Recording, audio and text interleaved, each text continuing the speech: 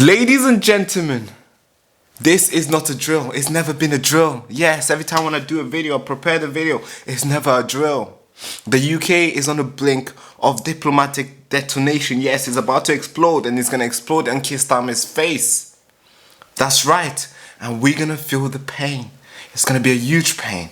And I'm not sure if the MI5, MI6, and what you call it, communication HQ, whatever you call those guys, I don't know if they're prepared for this. Now, here's the thing. Here, let me try to lay the ground down for you so I can explain it to you full in this video. I'm gonna try to just no noise, no ranting, just full on news for you today. So Israel has threatened to cut security and intelligence ties with Britain. Yes, the UK. Yes, yeah, remember, yeah, the Britain. So the security and intelligence that we share with Israel, yes, they're gonna cut that off and they're gonna let us loose. Basically, let themselves loose. Why? Because Keir Starmer says it might recognize Palestine at UN Security Council. United Nations Security Council. Yeah, so buckle up, man. This is a big deal. A lot of people have a lot of things to say about this. Some people are saying, hey, this is a good idea. Some people are saying, Hamas, no good idea. I don't know. I'm very neutral on this. I just don't want babies to die on both sides. I think that's a fair ground to stand on, right? If you're saying no to that, I'm sorry. You should just unsubscribe. I don't want you here. I've never said that before. But if you think if you're picking a side based on who should die, I'm sorry, bro. I don't want you here. I don't care. For real. I'm standing on the side where, hey, nobody should die. I don't want an Israeli guy to be killed. I don't want an Israeli baby to be killed, or Jewish baby, however way you want to put it, to be killed. I don't want a Muslim kid or Palestinians to be killed. I'm on that side. I'm standing on that ground. I'm shouting on the top of my lung and be like, hey, guys, stop killing aunties, mothers, fathers, daughters, sons, insert whatever. They, them, whatever. I don't care. Don't kill them. That's the side I'm on. Now, obviously, you could be standing on whatever side. You could be wearing whatever jersey, but I'm sorry, I'm not wearing no jersey. I'm neutral here. I don't want nobody to die. But let me deliver this news to you. So, according to Israel National News, Israeli officials are waiting in a full-on intelligent blackout if Keir Starmer moves forward with his mission to recognize Palestine in September. Yes. So that means, let me try to explain what that means, right? That means no Mossad briefing. So Mossad, the intelligence agency for Israel, no briefing. Yes, they're not gonna brief us anymore. No counter-terrorism data. Yes. So when the Islamists are planning something, when they're ready, yeah, they're not gonna give us to us. No data for us. No joint operations. Yeah, no. Just a quick pause, guys. I need your help. We need your help, because this machine have tried everything. They've deplatformed us once. They've shadow banned us, as you can see from the views. Blacklisted us, and the channel remains demonetized. You want to know why? Because we report on something that they don't want you to know. But guess what? We still here. We still standing, broadcasting raw, unfiltered truth right through the technocrat machine that they want you to live in. They want your system. They want everybody to live in this machine, so then they can surveil and control and see what you're saying, see what you're not saying. But we resist that. But I have to be honest with you, yeah, we are running a little bit thin, and we need your help to keep this channel alive, because the bills, they can't pay themselves, as we already know it. The system, the server, the little crew that we got, the little studio that we have right now, it's all powered by you. All the donation that we get, it keeps this alive. This keeps the crew alive. And yes, I get it. They want to silence us. They want to shut down the show. Because, yeah, it's the last firewall between you and the psychological warfare that they call news. Because we tell the truth. We don't control the news. We give it to you raw, and you make your own decision with it. But here's the good news though, because there's many of us than them, because we got a lot of freedom loving warriors here listening to us like you. So I'm asking you, every listener who can chip in a few quid a month or once, not only gonna make us survive, but expand the team and expand the mission. So I'm asking you to keep us on air, keep the mission alive, and keep this voice on chain. Not just my voice, many other people who are asking for help too. So if you're able to, if you can, go to the link in the description, the first link in the description, just leave something, leave a donation. It could be 50p, it could be £50, 500, it could be anything. We appreciate it. And I want you to know this is not charity, this is a resistance. We're not here to beg, we're here to fight, as you already been seeing us fight. But with your help, we win, and we always win, always. Let's get back into the video. No, you see, like when Trump hit Iran, the nuclear site, and we had the Typhoon jets flying over, you know, Typhoon jets flying over Israel, flying over the Middle East, and those guys were being helped by Israel. Obviously, the intelligence of sharing data and be like, hey, you know, go this side, yeah, nobody can see you here. You know, I don't know however way to do it. I'm sure it's cool. Yeah, there'll be none of that anymore. So if you think Israel is posturing themselves, you need to think again, because this is huge, and this is not speculation. Because according to Ynet News, they confirmed that the cabinet in Israel is also splitting. Yeah, same here in Britain. I'm going to explain how Britain is splitting as well. The cabinet in Israel is splitting. Some of them don't want a full-on war and full-on capture of Gaza. They're like, hey, bro, we already control 75%, bro. Like, just leave that 25 alone type. Or let's just end this thing. It's costing us money and it's increasing a lot of anti-Semitism. People are hating on the Jewish state because we're doing all this and we're doing all this. Even the right side of politics are hating on us. Now, why don't we just stop this? Whoa, that's one side of the cabinet. And the other side are like, hey, this is a necessary warning. Yeah, we gotta go out there, man. We gotta show our shoulders, man. We have to show them we're tough as well. So that's the other side, all right? That's the Benjamin Netanyahu type. Like, hey, we're going to take it. We're going to hold it. We're going to take it all over it. And we're going to control it. That's that side. Yeah, so there is a split in the cabinet. So not everybody is following the Benjamin Netanyahu cause. Not everybody's on the same line. Some people have, like, you know, some people are towing the line for sure. Yes, I know a lot of people are towing the line. Some people are like, hey, nah, I'm stepping back. Bro. I'm stepping on the side. I'm not trying to keep riding this line. So let me try explain this to you again. Israel is trying to cut security and intelligence ties with Britain. So it's it's threatening to cut it. So let me translate that to you again. If they make this move, Britain will basically be blind in the Middle East. That's the end of it. That's the only way I can show you. That's the only way I can tell you. Britain will be blind in the Middle East. Yeah, what do I mean by blind? We won't know what the heck is about to hit us from over there. Because we have no allies over there apart from Israel. And we have no intelligence sharing type of country that has good intelligence type like Israel. Nothing. So if Starama makes his move and Israel makes their move, that's it, we're blind. So whenever there's like another stuff that's going on that we need to be flying around, it will be very dark for us, basically, yes. And let's talk about Starama a bit. I did say, hey, this is because of Starama, so let's talk about him as well. So he's not flocking this idea of recognizing Palestine. He's not out there just like, you know, it's not like Trump where he just says whatever he thinks, however way he thinks, anytime he thinks. No. Of course, Trump says a lot of stuff that he doesn't do, but he does a lot as well compared to Starama, for sure. I have to give Trump that. But no, let's get back to Starama. Starama is not flocking this idea. He has a plan. He has a what you call it? He has conditions. Yes, he's setting up conditions.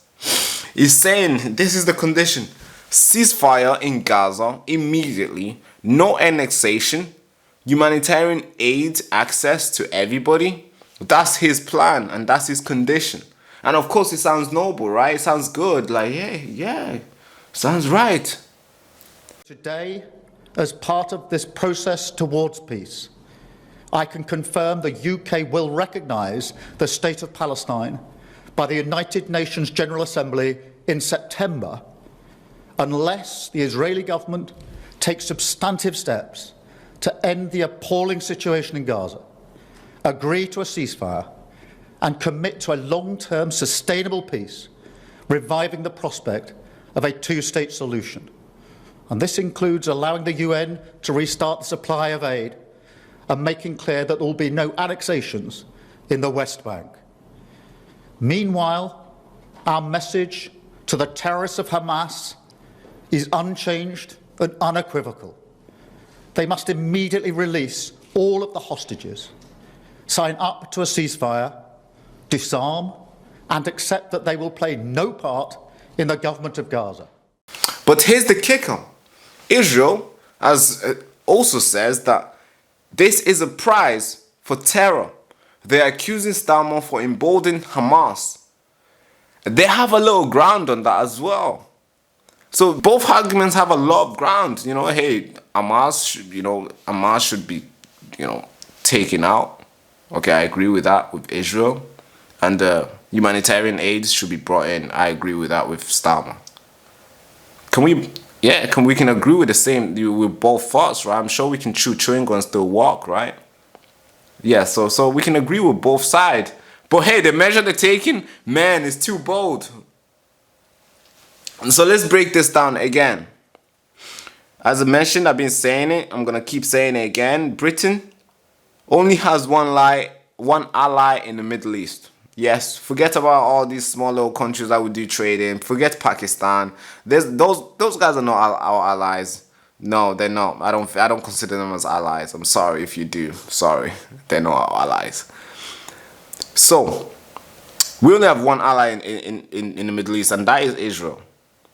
Now, whenever we want to do some crazy shit in the Middle East, we always want Israel to say, "Hey, Israel, show us what's going on. Hey, show your intelligence. Who's there? Oh, is that Abu Muhammad? Is that? Oh, that's Syria. Oh, is that what they're doing? Okay, all right, chase Israel." That's basically what Israel does. It shares that is surveilling to us. It shares is counter-terrorism operations with us. It shares its drones with us. And it's crazy because the Bay system uses Israeli components. The RRF, they fly their missions in Gaza when they're flying around. They use Israeli intelligence.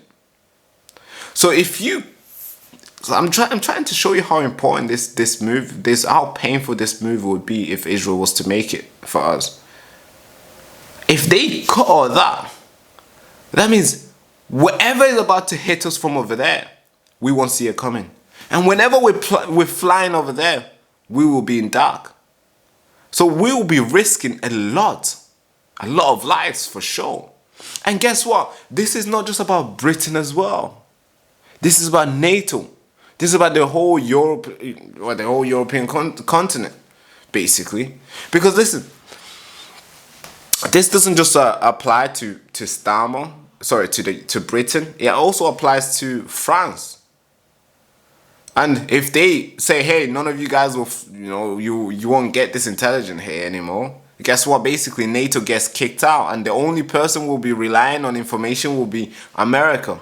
Yes, we'll be waiting for America to get information from Israel. Yeah, then hopefully America shares it with us, so then we can be prepared for what to come from the Middle East.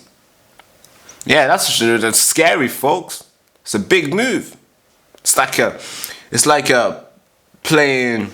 I don't know what game I can put. I don't play chess. I don't know how to play, but I've played around, but I'm not good at it, so I'm not gonna use any example in chess. But I don't know. It's like playing football. Yeah, a lot of you guys watch football. It's like playing football. It's 1-1, 3 minutes added time, 93 minutes. It's Champions League. Oh my God. Oh hell no, man! What the fuck, man?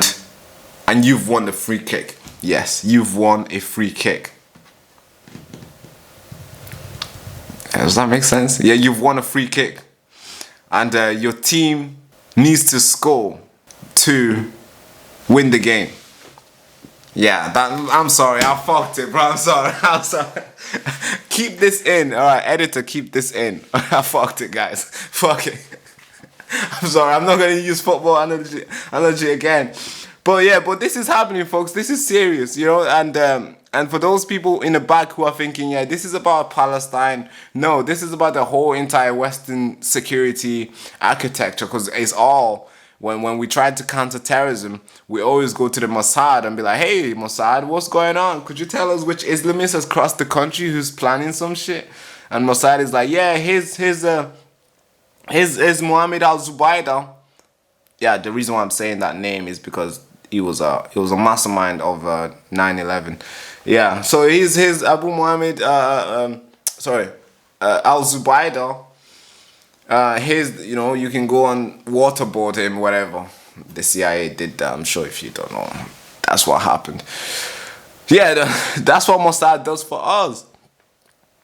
So now if we give that away, we're basically telling them, hey guys, whatever you've been doing for us is not important. We want the Palestinian people to be recognized. And of course, in London, there's a lot of division, and I'm going to tell you how. But here's some receipts from Israeli officials. I quote, they warn us. They obviously they're warning us, of course. They say London needs to be careful. Israel has a lot to lose if it decides to take steps in response. That's huge. And if you're thinking Starama was quiet rethinking this, no, he wasn't. He fired back instantly, and he said statehood is inalienable right of the Palestinian people, and no one should have a veto over our decision. So yeah, Starama is not backing down. It's a showdown that we're gonna be watching, and the UK, of course, is split. As I mentioned just before, we are split. Some people say, hey, it's the time to recognize the Palestinian right and give them their right. Hey, they deserve to have their own government. They deserve to do this and do that. They deserve to wake up in the morning and the baby should think of becoming who they want to become. They deserve to have the right to, if they want to become podcasters, they have that right. That's what a lot of people are thinking. And also the other side are like, hey, no, not on a national security, no. And I understand both sides. But here's the problem here, because these decisions are not just made by Starama or Benjamin Netanyahu. No, these guys are just like what you call it?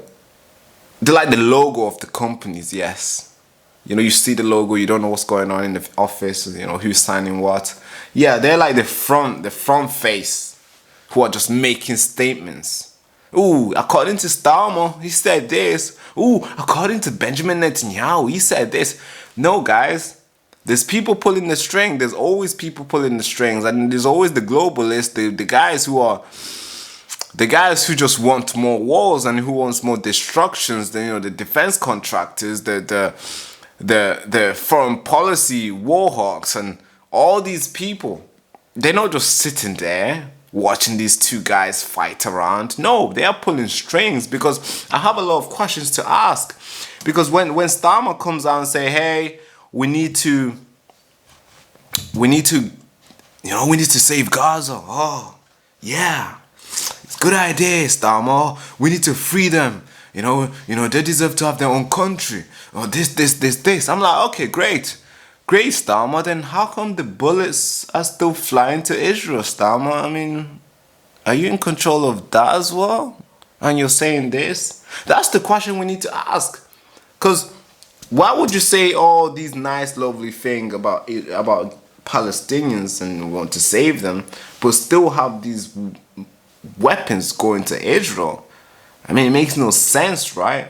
Or maybe that's not the right question to ask. The right question to ask should be, who's in control of making these contracts? Who's in control of selling these weapons? Are you in control, Starama? Is it you? Or is it somebody else? Do you even know how many we're selling to them? Are you even aware? Oh, okay. Or maybe that could be the wrong questions. Then maybe the most important question would be, are you even in control of the country? Oh, maybe that's too much. I don't want to do too much right now because the channel is standing on one leg, so we don't want to push too much. We might fall on the other side. And that's the last thing we want right now. And the same questions you could be asked to Israel as well. Guys, this is big. This is huge. It's gonna be so painful. And the question to ask is, what will happen next? What will happen in September in this UN Security Council vote? Is this gonna trigger like a diplomatic earthquake where Britain and Israel will be like enemies? Will Starama blink? Will he be asleep? Will Israel pull the plug, meaning keeping us in dark? I'm not sure, folks. I don't know. I can't tell you straight. But all I can say is that I'll be watching and I'll be explaining to you what's going on. All right? So please, this was the Baraka Show. I hope you enjoyed the show. I hope I explained everything to you. If you still have some questions, I'll be very glad to make another video and explain it to you again. Thank you so much. Hand to the head salute. Bye-bye, bye-bye, bye-bye. And the show host, Baraka Amuri.